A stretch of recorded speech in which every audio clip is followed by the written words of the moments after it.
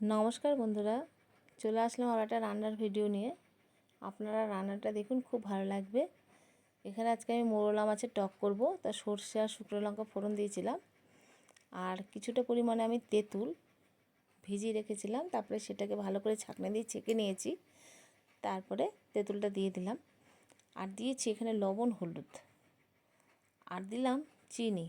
চিনিটা আপনারা যেমন খাবেন সেরকম দেবেন, তবে আমাদের বাড়িতে একটুখানি মিষ্টিটা বেশি হয়, টকটাও থাকবে, আবার একটু মিষ্টিটা বেশি হয়, যেন অনেকটা পরিমাণে মিষ্টি দিলাম। আর তেঁতুলটাও কিন্তু এখানে অনেকটা ছিল।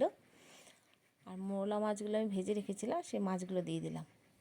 তো এরকম করে কিন্তু আমরা মোরলা মাছের টক রান্না করি, খুবই ভালো হয়। মোরলা মাছ কেন, যে কোনো মাছই, রুই মাছ, ইলিশ মাছ, সব মাছেরই টক এরকম করে বানাই। আর এর মধ্যে একটুখানি নামানোর আগে একটু মৌরি ভেজে, মৌরি বলতে যেটা পাঁচ ফোড়নে হয় না, সেটা ভেজে একটুখানি গুঁড়ো করে দেওয়া যায়, তাহলে আর একটু বেশ টেস্ট লাগে। তা আমি আজকে আর আমার সময় হলো না, ওই জন্য আজকে দিইনি, দিলে বেশ ভালো লাগে।